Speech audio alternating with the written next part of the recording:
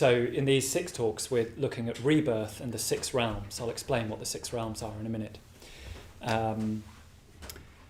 But the context for what we're doing here is at least suspending our materialistic view that there's a person is born who simply, well, you all know how a person gets born, the mother and the father meet and so on.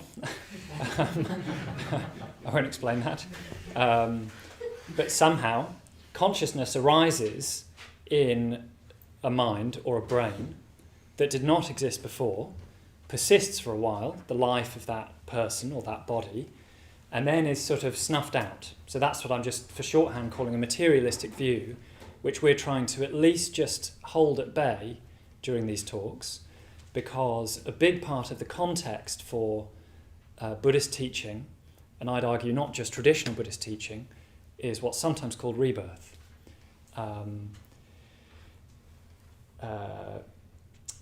I've explained in my first talk that that's different to what's called reincarnation, where something like a soul or other fixed entity survives the death of different bodies and does what's called transmigrate between them, which, as far as I know, is a Hindu belief, probably other spiritual traditions as well. It's not like that, where you've got an immaterial entity that survives the death of the body, and it's not the nihilistic, materialistic view that I've just described, which I'd argue is more prevalent now. At times in our history and at other places in the world, that eternalistic view has more dominance, i.e. you've got a soul and it will go to heaven or hell or take another body, but there's some sort of essential you within there that does that makes that trip out of one body through a sort of after-death state into another one. So that's eternalism. And then nihilism is this one which I think even if we're not taught, we gradually and passively pick up. And some of the currents of science today, I would argue, but by no means all, have that as their sort of foundational belief, that matter somehow produces consciousness, that you have those greeny-grey cells in the brain, and that's just sort of built and, I don't know, develops in the womb. And then at some point it's conscious and can do things like perceive, identify, think, be self-aware, and then that just ends. I was saying a couple of weeks ago that Buddhism got quite a good name for that, which is the cutting off view. It's got a sort of appropriately, slightly cruel or brutal sound to it, the cutting off view, as in at death, you're simply cut off, and something that was something goes into nothing. Anyway, those are the sort of extremes that we're often presented with in the context of what we're doing, that we need for these talks, the Tibetan Book of the Dead, if we read that, the retreat, if we go on it, or I would say living more skillfully, if we want to do that, is of something between the two. Lots and lots of research now is suggesting, and this is what I meant by the currents of science that are not nihilistic, is, well, not just suggesting, but it looks to me actually showing that after the death of the physical body, something happens to consciousness. Obviously, it goes through a profound change, probably a deep shock, and can no longer stay bound up with or identified with a particular body.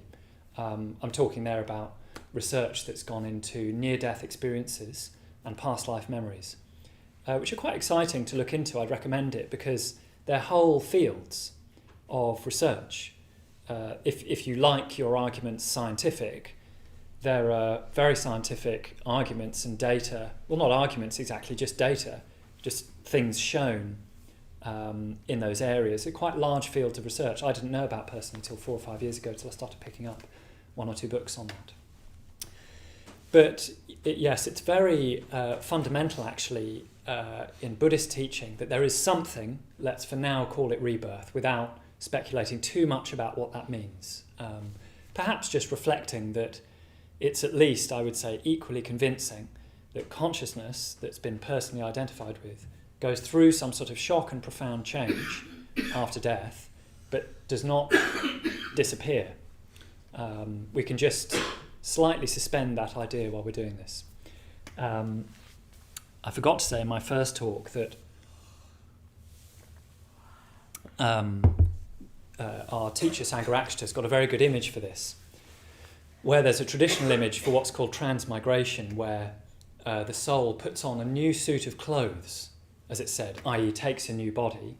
That's a metaphor for reincarnation, which we're not talking about.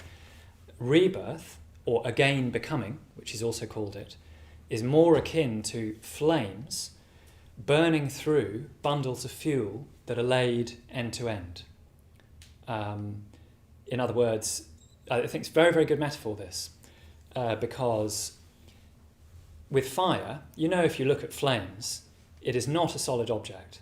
It's not fixed, it's not staying the same, right? It's quite an amazing thing, a flame. If you look at it, it's amazing. It's quite baffling. What is it? You can't fix it. You can just about take a photograph of a flame, can't you? But as soon as the camera snaps, it's kind of gone into, heat and gases and all sorts. So that flame is like energy or unspent urges, if you see what I mean, that are burning through these bundles of fuel, which in this image are, of course, different bodies. So another few reasons I find that appropriate. Fire has a lot of energy, like we do, and signals that kind of unexpurgated sort of need. It's burning with something, isn't it? Like we are when we keep taking births in the Buddhist tradition. We are reborn, according to Buddhism, because we are still desiring or still craving, and we haven't known yet how to put that down. So we take another body and try it all again, imagining that it's going to work this time, that we're going to get some final satisfaction via the body and the senses, which, just in brackets, the tradition is saying doesn't work. But fire conjures that for me. Secondly, if a flame burns through bundles of fuel, of course it leaves them spent and worn out and exhausted, like a body. Once a life or energy has occupied a body for its, whatever it is, 70 or 80 years, if we're lucky, that body is worn out and it's no longer any use right at the very end. Okay, so that's just in case it helps us imaginatively to think about what is life, what is this life, and if I feel that there's a sort of solid me, how could it be that there's a solid me now, but there wasn't for the entirety of time until 8th of May 1985, and there won't be again after whatever the second date is in the sequence. Do you see what I mean? In between times, I sort of identify with this existence and I can think about it, which we'll come back to. So in case that helps you to think about it, just remember that flame burning through successive bundles of fuel and eventually at some point, we hope, going out, which is another matter. But another important point here is that rebirth in the Buddhist tradition is most of the time not a good thing. It's not actually what you want. The goal of enlightenment, so to become like a Buddha, like this figure on the shrine, is to end that cycle. Then there's a more developed goal of wanting to end it for all sentient beings. But like I say, according to this tradition, when you take another body and sort of spin it round again, you're doing it because there's something not yet satisfied in you. It's possible to turn that to very skillful purposes, and the mythic figure of the Bodhisattva is, it looks like, choosing to come back to help other beings move towards enlightenment. So it's developing more and more wisdom about the fact that this embodied existence will not give final satisfaction, but feels so tenderly for people, I mean, the tradition always says beings, but mostly I should think it's people, who don't understand that he or she wants to keep coming back in order to serve them. And that's part of the Bodhisattva's own practice and own growth. Okay.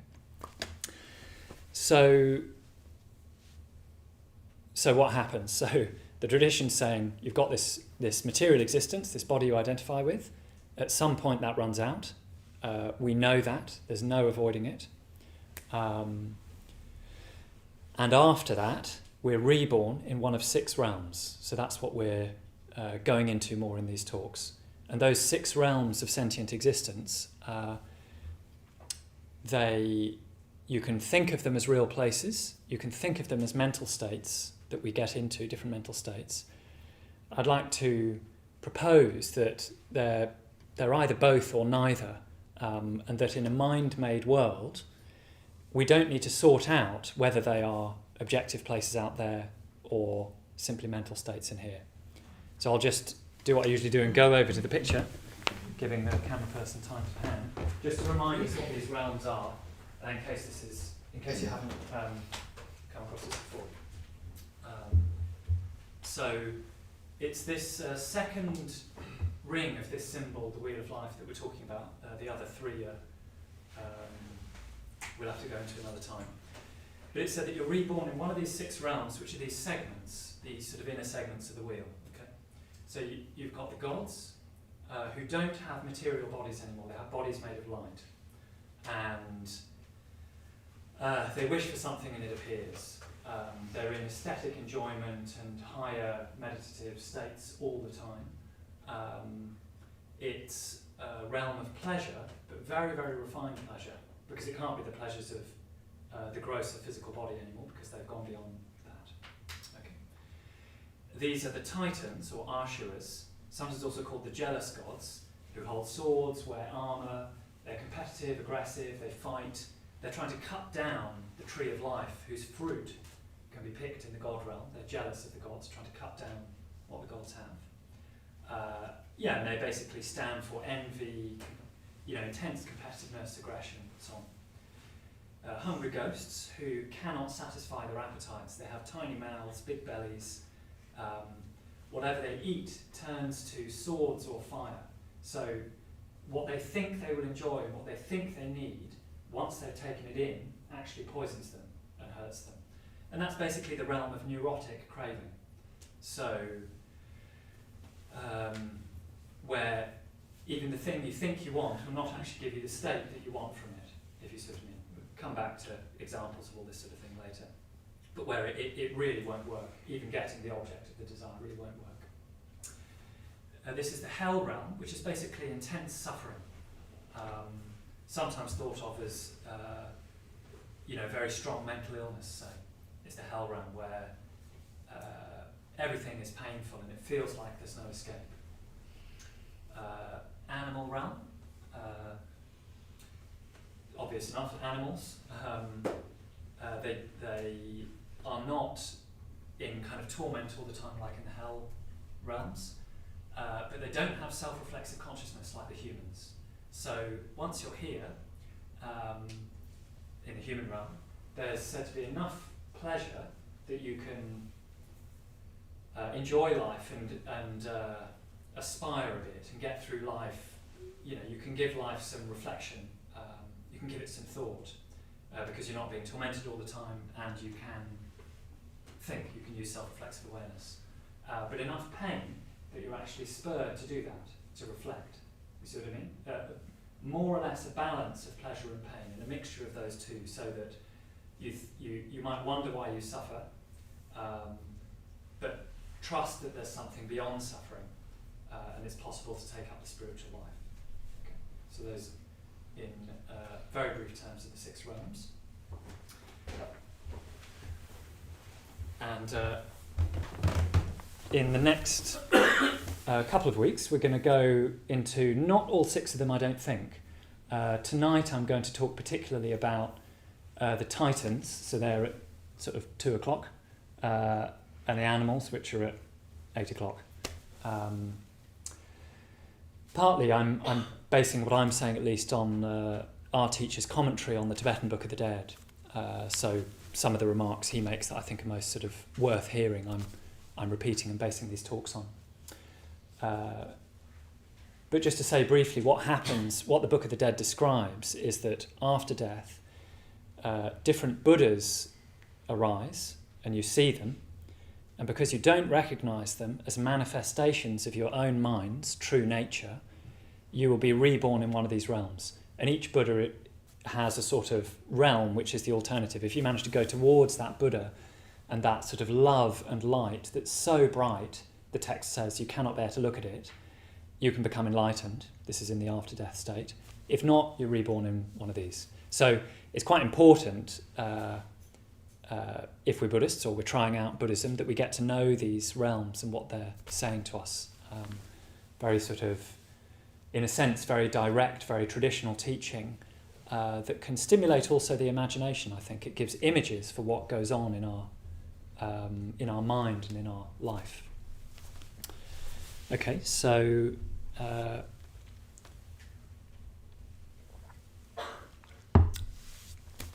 let's see. I'll go into the animal realm a bit and then see if there's questions, and then say something about the Titans as well.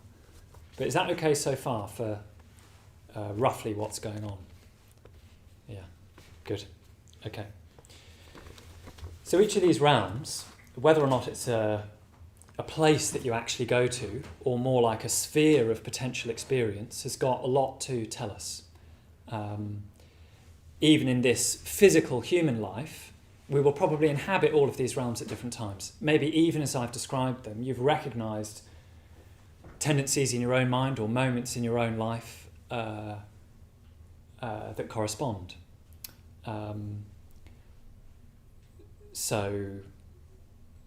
Say you've obsessed about something, I don't know, buying your first property or something that's consumed all of your thoughts. And you've managed to do that, and you've moved in, and quite soon something disappointing happens, and it doesn't actually give you what you were hoping for. I'm making it up. I haven't done this myself, but that's what I mean by the hungry ghosts. It's particularly the realm of addiction. Say, this is just by way of saying that these realms have all got echoes in our own life now. If you think about an addiction, you want something from the toxicity, whatever it is. Actually, it's damaging you. Yep. You're trying to get out of your suffering. It's understandable in a sense, isn't it? You're trying to not suffer and not feel the feelings now, but what you do instead actually hurts you. Anyway, more on the animals now. So the animal realm, quite pertinent to us, but let's just sort of evoke that for a minute first to see why. So what's the consciousness of an animal like? Or what's the life of an animal like? What are some of its attributes or qualities? Presence. Okay, what do you mean by that? Presence? Because you could say a human has presence as well, couldn't you? Or in their bodies. In their bodies. They're in their bodies. Okay, good. Yeah, I'll come back to that. Thank you. I heard there is no soul for the animal, but I'm not sure. You heard there's no... They don't have soul. Don't have a soul. Well, Buddhism would say there isn't a soul altogether. So there isn't a fixed, unchanging entity that moves between different bodies. Yeah. So in a sense, we'd share, if that's true, we share that with animals. Like basically human body. I also heard in couple of like religious. I attend like this.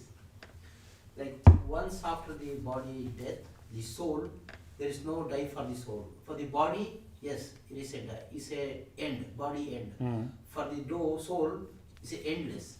Once after this body goes, this soul will go into some other body. Yes. But whatever it could be the body, depending on what good things I done in this generation, in this life. Yeah. Whatever the good deed I do, depending on the good deeds, I will be incarnated as a better than this life in coming life. Okay. If I do bad deeds, Yeah. In this life, Yeah. my life will be more worse than this life. That's true. Let me just pause you there, because in a sense I think I've covered that already by saying that the Buddhist teaching isn't that a soul moves between different bodies. It's I can only say it's a bit subtler than that.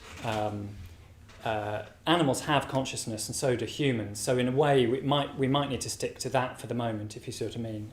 That animals are conscious, aren't they? What's another quality of their consciousness or instinct? Yeah. They're instinctive. I mean. Yes, exactly. Animals are instinctive. Yeah, and driven by instinct, let's say, and I'm not exactly qualified to.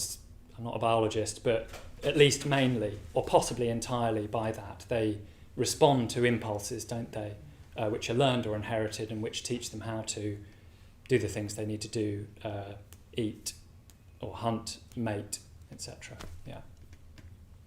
Anything else that occurs to you? Let's just compare it with the human consciousness for now. Yeah, Mark. Because I've heard it said that you could argue that humans are conscious of their consciousness, where animals are unconscious of their consciousness. Yeah, perfect. Exactly. No, I think that's quite right. So the main thing that an animal lacks, that a human has, is self-reflexive consciousness. Okay, so amazing, isn't it? Particularly if you look at monkeys. But I mean, it's another. I don't know much about them.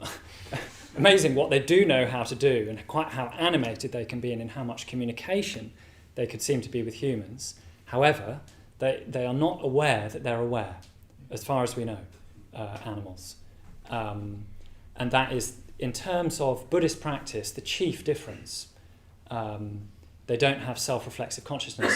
There's a few things that come out of this. One is that the ramifications for learning are completely different. In fact, there's just a lot less of it. Animals can learn off each other, can't they? Like a bird teaches its young to fly. But they cannot pass something in that way to the next generation because they can't write it down and publish it, for example, can they? You see what I mean? So what they don't have is civilization. There's a lot of problems in civilization, but they can't develop culture, can they, or civilization, because they can't think, this learning of mine has cost me something and been painful, and I would like future generations not to have to go through what I've gone through, or whatever. Or let me cultivate this particular side of the spirit or quality of the mind and write a treatise on it, or build a temple to it. Yes? I don't speak whale song, but they might have something adjacent to that. Yeah. No, that's right. I mean, it looks as though there's research, isn't there, suggesting that communication might be very sophisticated between certain animals. However, the main thing I want to say is that they keep being born and dying, don't they, animals? And it's very difficult or impossible for them to do something that we humans can do, which is pass on learning. And it's interesting, we're not all the way there either, are we? If you said to, a 15-year-old who was in love, I'm afraid the romantic ideal is not going to take you straight to heaven and sort out all your problems, they wouldn't say, "Oh right, thanks very much for your passed on learning. I'm so glad I avoided that trap. I will go forth from sex and romance and avoid it altogether. Glad we ran into each other." We've still got to go through our own emotional learning, haven't we? We can even be told certain things that might be quite wise dozens of times and not actually take it in. But the main thing I want to say about the animal realm is that they cannot pass things on to each other and cannot develop civilization. There's a Buddha in each of these realms, and the one in the animal realm, I haven't actually checked this iteration, but usually, and the Buddha is taking to that realm what they need. And I haven't checked this one, but is he holding a book? Yeah, thumbs up from Beck, he's holding a book.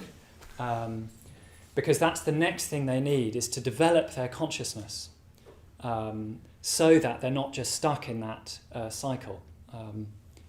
Kuslasara very rightly pointed out last week that good as David Attenborough programs are, they feature animals basically doing the same four things, which are migrating, mating, fighting, and building homes, I guess, and digging tunnels. Anyway, it just goes on and on and on. It's a sort of exaggerated version of what's sometimes called the endless round of rebirth for humans, because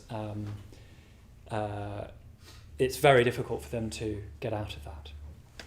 Okay.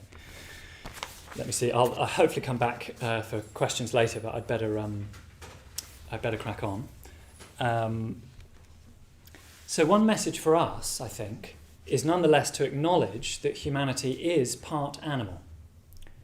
Sometimes, I think, we can go too far into a sort of imagined sophistication because we have relegated some of the animal nature out of sight. I mean, that's a quality of the human realm. I think it's an important one, but, sanitation and hospitals and everything from, hairdressers, making clothing. We've wanted to step out of the animal realm. We've evolved out of the animal realm, but we've not lost contact with it, hopefully. And we haven't got rid of it. So that's why I think it's important that the gods have bodies made of light, is they actually have transcended that level of existence, at least for now, at least during this birth that they're enjoying. And a birth in the God realm is said to last an immensely long time. I can't remember whether it gives a figure, but many, many times the span of a human life is an existence in the God realm. So partly I think it's important to acknowledge how much of our time and energy can actually be taken up in the getting of what we need, like food and drink, clothing, housing. Bhante also mentions sex and entertainment. So in his conception, those are also part of the animal realm, which I think's quite interesting. He's saying that you could live a whole human life, as it were, largely in the animal realm. If we're not careful, if we don't aspire and don't cultivate something, we'll have a human body, but it will spend most of its time in the animal realm.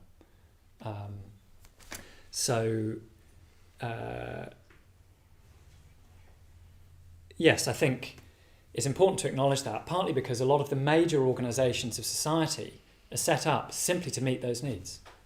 If you think about all of them, and necessarily, immensely complex systems. I've just read a book called Why Civilizations Fail. It's not cheerful bedtime reading. If you're looking for a laugh, don't read Why Civilizations Fail by William Ophuls. But it's quite a good illustration of how complex societies have needed to become to meet all of their different needs. And I think that complexity, which is a sort of sophistication, we just need to remember is a bit of a double-edged sword. This writer would certainly consider that it is, William Ophuls. Partly because it can make us imagine that we've got away from the animal realm completely. What can happen, one of the potentials of the human realm, is that you can become alienated. Okay, you can have an alienated self-consciousness. So what we need to move out of the animal realm is reflexive consciousness or self-awareness, isn't it? The ability to realise that you're aware and start to capitalise on the value of that by realising you can reflect and become more skillful and pursue the spiritual life. But we need to be careful that we don't become alienated from the animal nature as well.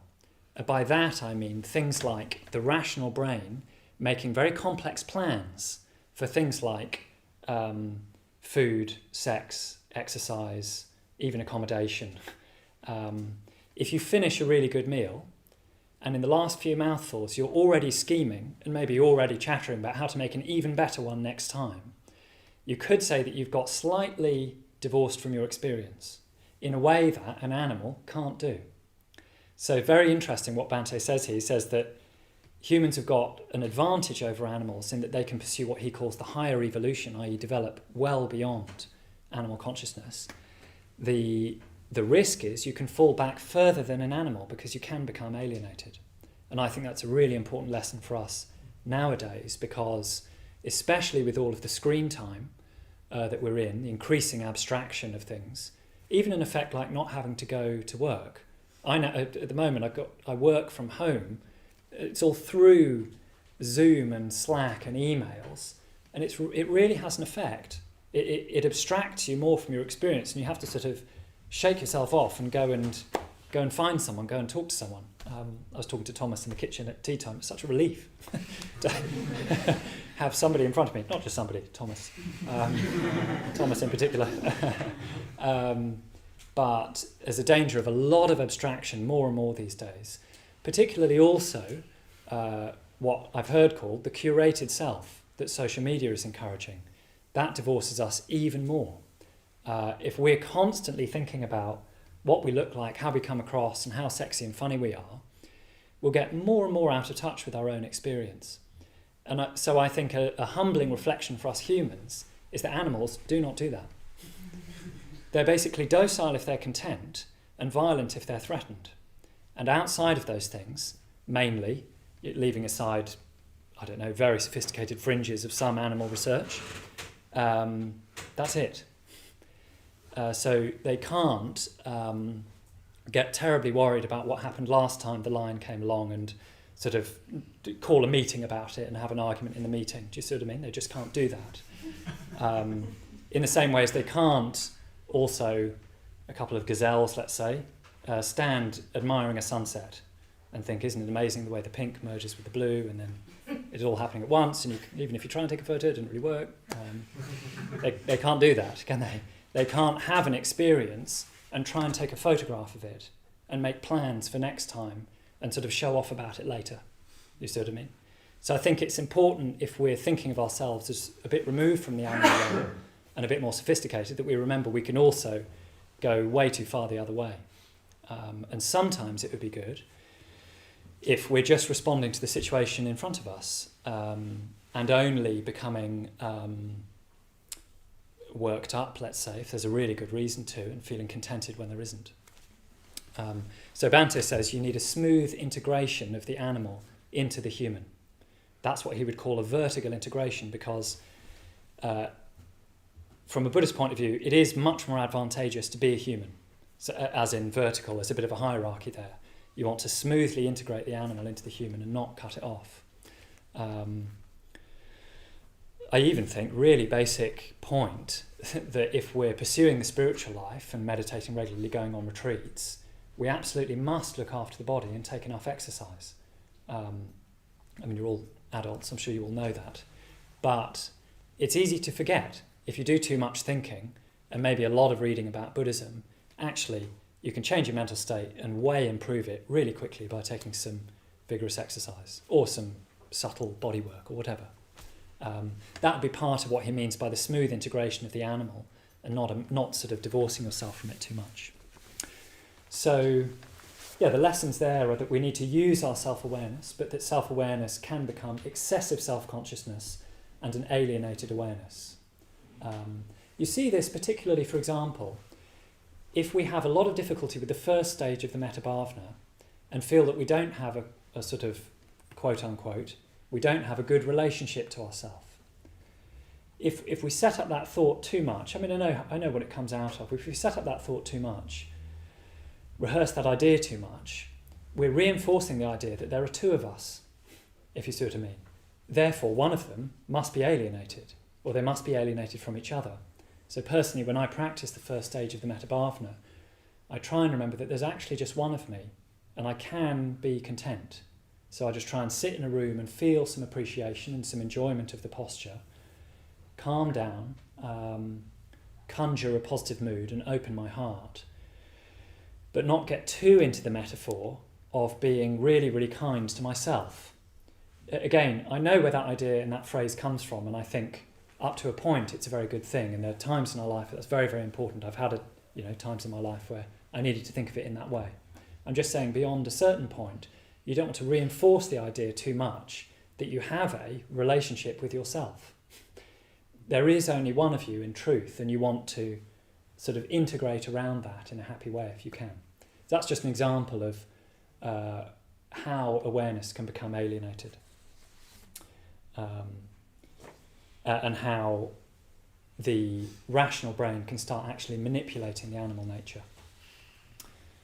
Okay. I'm going to move on now to the Titans, the Ashuras. Perhaps treat that a bit more quickly and then see if there's time for some questions. So the jealous gods who are in that upper right segment, like I said, they're wearing armour, carrying swords, always fighting, and they're trying to cut down the tree of life, it's known as. So they stand for competitiveness and aggressiveness, and in our terms, in our world, probably things like the harder ends of politics and business, and altogether the area of war, where hatred and aggression and competitiveness are, they're not internalized and sort of depressive and self-hating. They're externalized, partly as the idea that you can win. Okay, so in all those areas, you've got an idea that we can be victorious, always at the expense of others. Okay, so this world, you could say, is created the more we spend our time in that way. And this is why I'm saying that the realms, I don't think personally we need to worry about whether it's a physical place you sort of get born into, which sounds like you've fallen down a series of tunnels, like in a sci-fi film, and kind of emerged in the 15th century, and they're all wearing armour and wielding swords. I can't imagine it's really like that. Nor is it simply an image for feeling a bit aggressive, if you see what I mean. It's an image for the world we actually create with our consciousness, if our consciousness deepens those habits of things like envy. The Buddha that appears in the Bardo, the in-between state, who if you recognise you can become enlightened, is Amoga Siddhi, the green Buddha, where the alternative is being born in this Asura realm, or Titan realm. And he is the Buddha. Well, Amoga Siddhi means unobstructed success, or something like all-accomplishing action.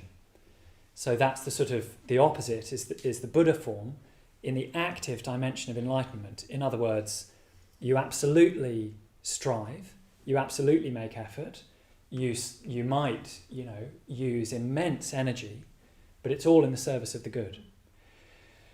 And I think that's important because the energy itself is not to be dismissed. I'd even say some forms of competitiveness are not to be dismissed. I think often, especially in spiritual life, we throw the baby out with the bathwater when it comes to competitiveness and think, that's a really bad thing, I wouldn't ever do it, we mustn't do it if we're Buddhists, that person's rather competitive, I'm not like that, if you see what I mean. Because true competitiveness is the pursuit of excellence, if you see what I mean, and that's what you want, is excellence. Unhealthy competitiveness Bhante says there ought to be different words for them. The healthy form could be called competitiveness, the unhealthy form could be called rivalry. Because in true competitiveness, like in sport, if I can't remember who won Wimbledon recently. Who's won Wimbledon recently? Anyone? Djokovic? Or has he stopped winning? Anyway, if Djokovic wins Wimbledon, okay, somebody else loses, but it doesn't cost the other person their life or their career, does it? They've just been bested at tennis. And what somebody wants if they win that is absolute excellence. Bhante says that what's happened in the Asura realm is that the person has mistaken the success itself for the excellence, and they want only the prize. And he mentions doping in athletics as an example. I think this is a brilliant example, saying you've lost sight so much of the values involved in what you're trying to do that you now only want the victory. You don't want to have merited it by being the best cyclist in France or whatever it is. You've lost touch so much that what you want to do now is appropriate the World Cup or whatever. You want to take it off the person who actually deserves it and take it for yourself if you're actually cheating. It's a very, very good point, because of course cheating is dishonest, but he's pointing out it's also deluded. You won't get what you really want. It's often political cheating, isn't it? There seems to be all sorts of murky involvements in that world. But anyway, he says that that's why the Titans are trying to cut down the tree of life, which is bearing its fruit in the God realm. The gods have actually merited a life in the God realm through skillful behaviour. In other words, in this context, excellence. They've acted generously, meditated deeply, been kind, let go of over-identification with the self, and earned a birth in the God realm. Hence, they are now eating, or metaphorically enjoying, the fruits of that. The Titans are seeing the tree, thinking, I want the fruit, so let me hack down the tree. So he says that's the appropriation of rivalry or unhealthy competitiveness, where you want the object rather than the pursuit of something excellent. Yeah.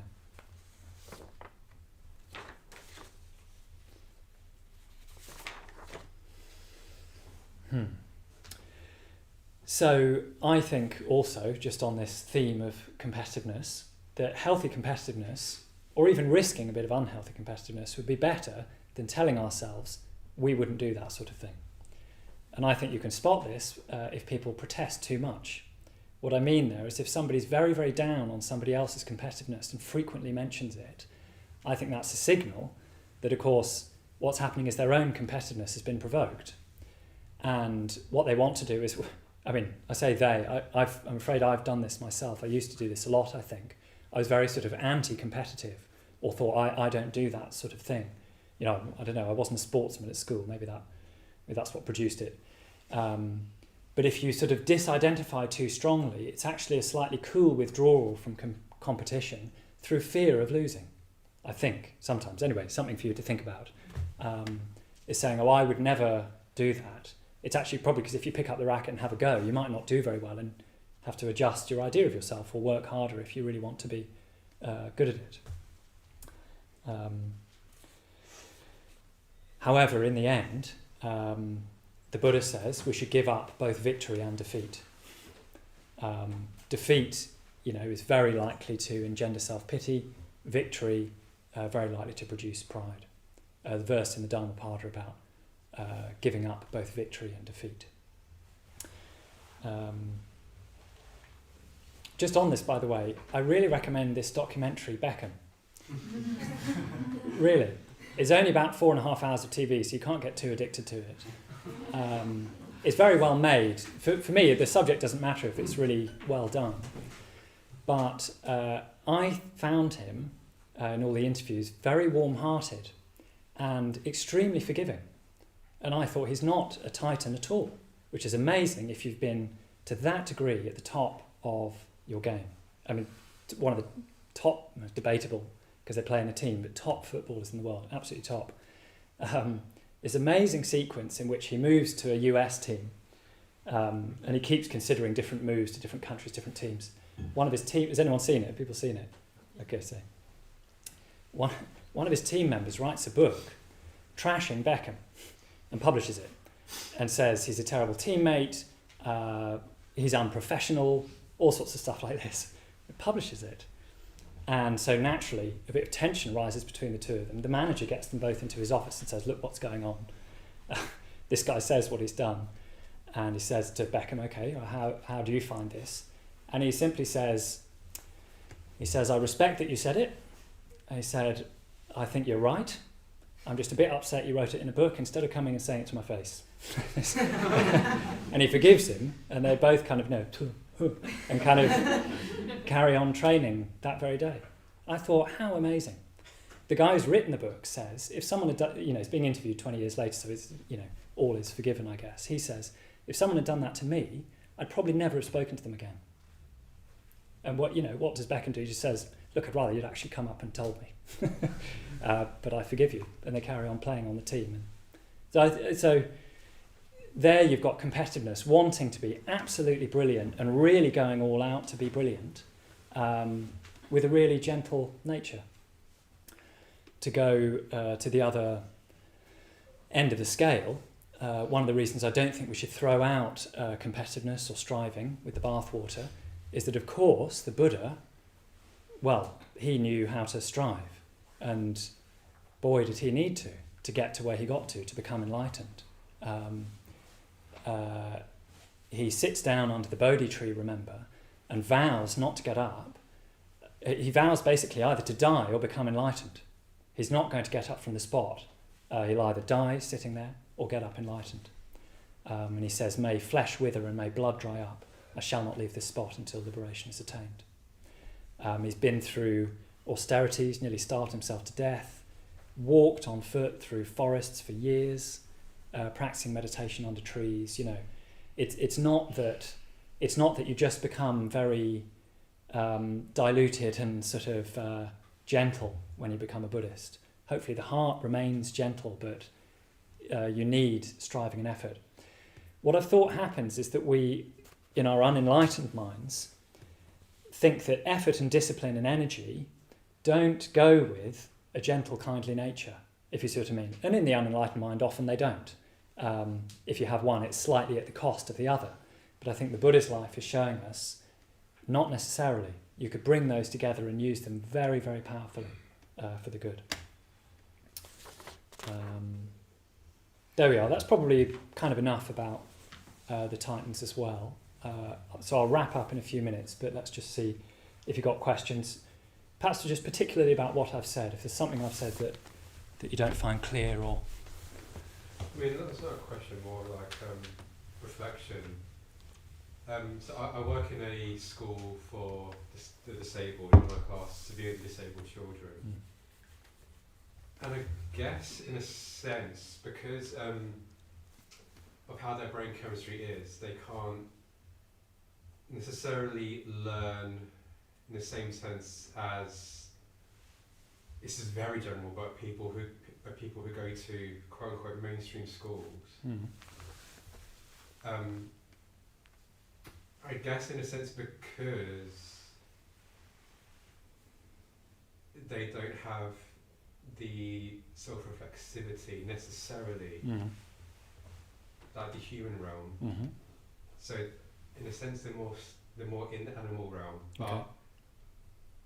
But I guess, and it's my duty as a teaching assistant, as working with them, to give them the tools that can help them gain the self-reflexivity of the human realm. That's good, if that's possible, isn't it?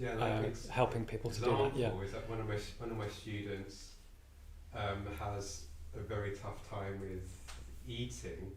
She doesn't have the cognitive ability to feed herself, so we have to physically spoon feed her. Yeah. But she has trauma attached to that. Yeah. Because at home, I know that she has to be pinned down to feed. Okay. So are you wondering? Just we're a little bit short timely, so I'm just thinking. Are you wondering about?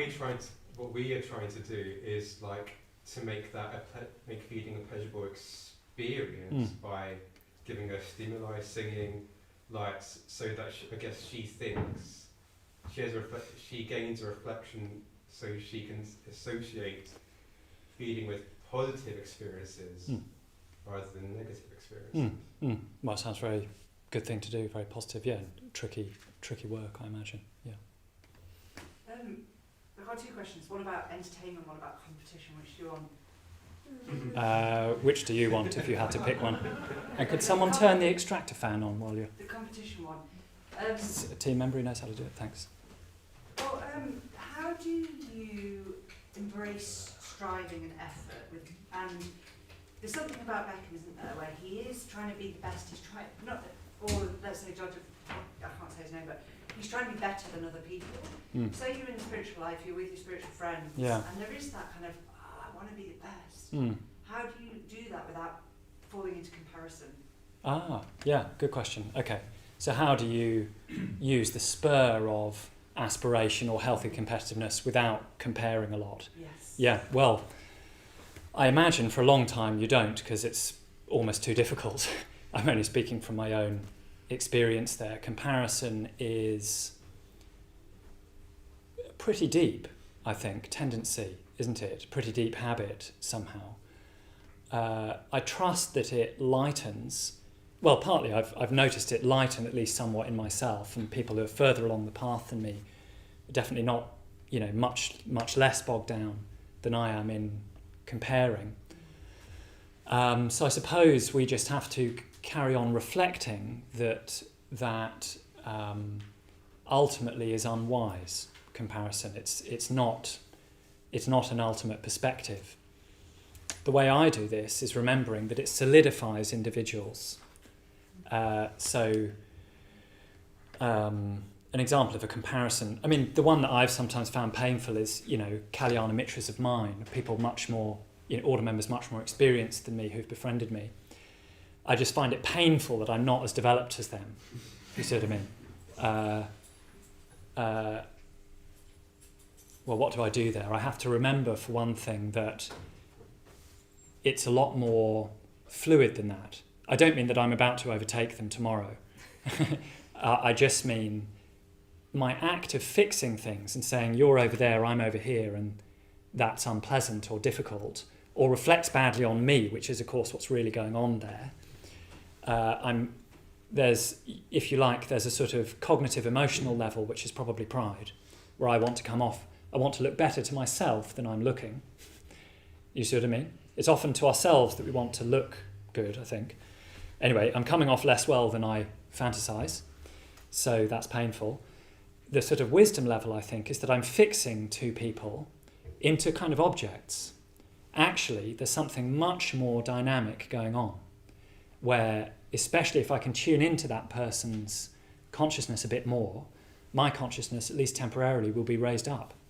It will affect me longer term as well. They say this about spiritual friendship, that the time we spend with someone much more wise and experienced than us temporarily raises our level of consciousness. And a bit like a retreat, you sort of hit the ground again afterwards. On the other hand, you've got the memory and a bit of a sort of emotional echo of that experience, which inspires you and probably stays with you, and you probably do grow a bit. So, yeah, comparison. Yeah. It's, in the tradition, comparison is all conceit.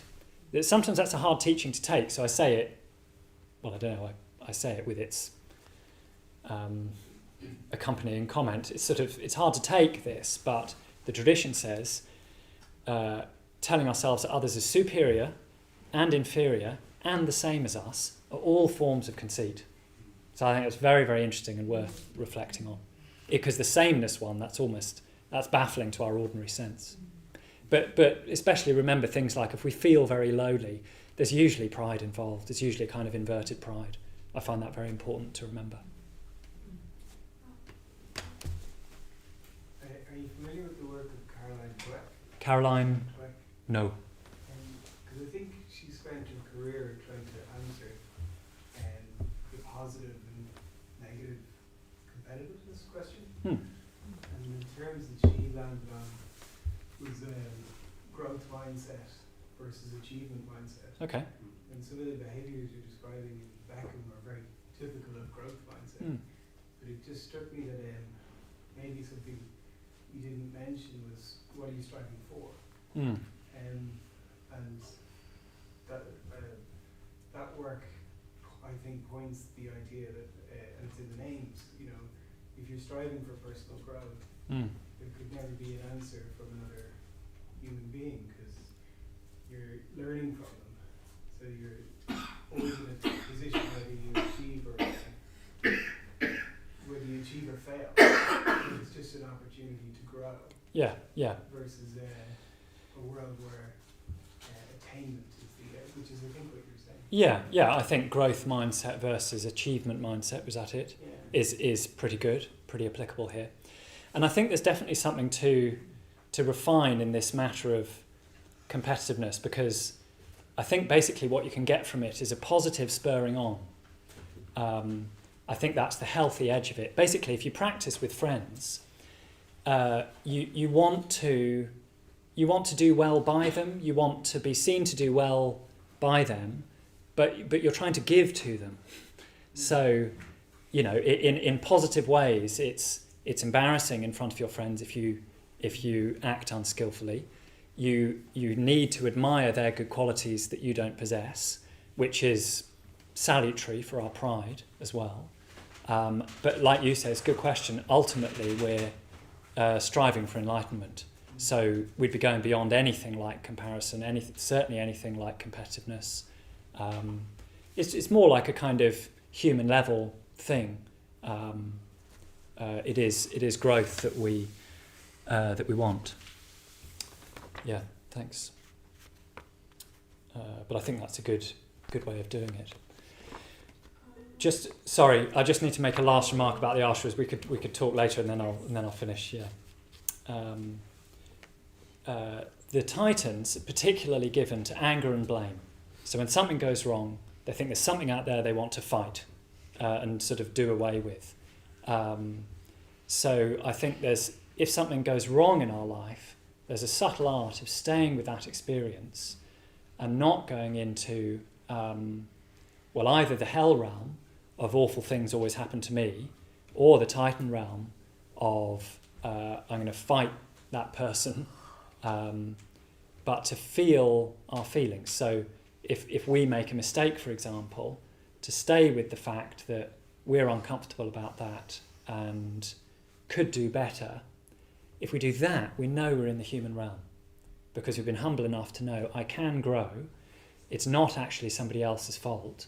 And the Buddha's very, very clear that blame isn't true, isn't real, and will dodge the greater risks of that Titan realm. So I'm going to wind up now, but just to summarise, mainly what I've said is about not falling down only to the animal level, but also not becoming so alienated from our animal being that we manipulate it, in other words, smoothly integrating the animal, and not think, when it comes to the asharas, that raising the levels of energy and aspiration and wish for achievement, as you put it, mean being a Titan. They don't have to mean being a Titan. They can mean striving for excellence and wanting to do really, really well at the most worthwhile thing, which is growing towards Buddhahood. Okay.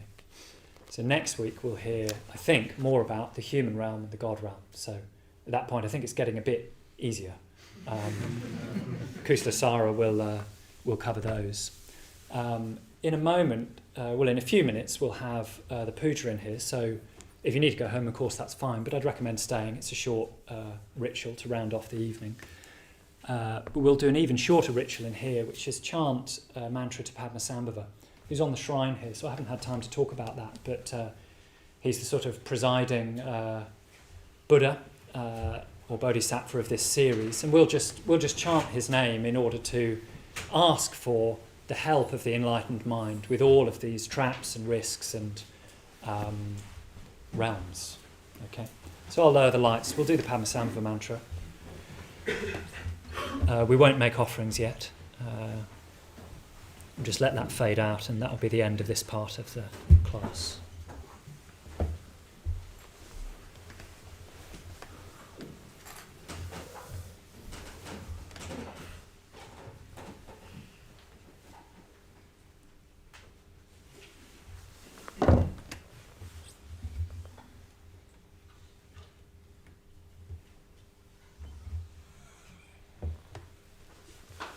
So just sit as you would for meditation.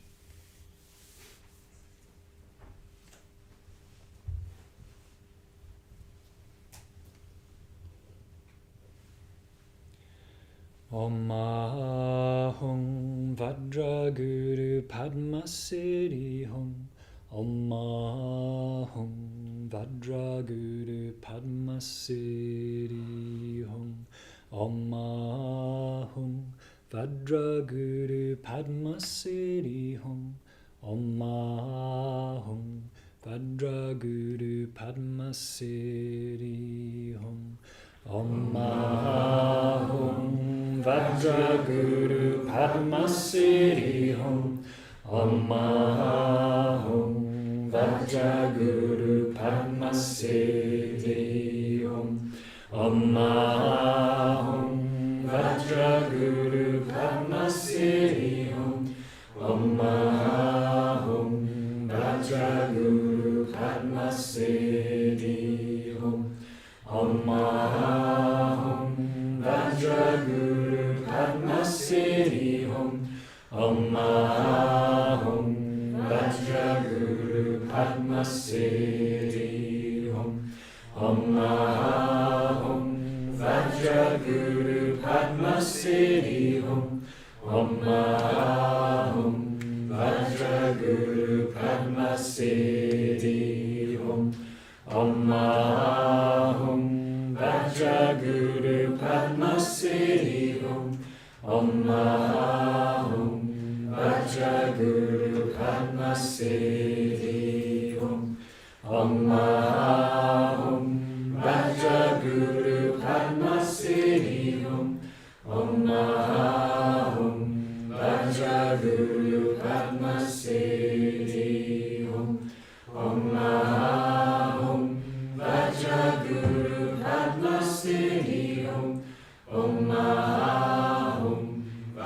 Vajraguru Padmasambhava Om Mahahum Vajraguru Padmasambhava Om Mahahum Vajraguru Padmasambhava Om Mahahum Vajraguru Padmasambhava Om Mahahum Vajraguru Padmasambhava Om Mahahum Vajraguru Padmasambhava Om Mahahum Vajraguru Padmasambhava Om Mahahum Vajraguru Padmasambhava Om Mahahum Vajraguru Padmasambhava Om Mahahum Vajraguru Padmasambhava Om Mahahum Vajraguru Padmasambhava.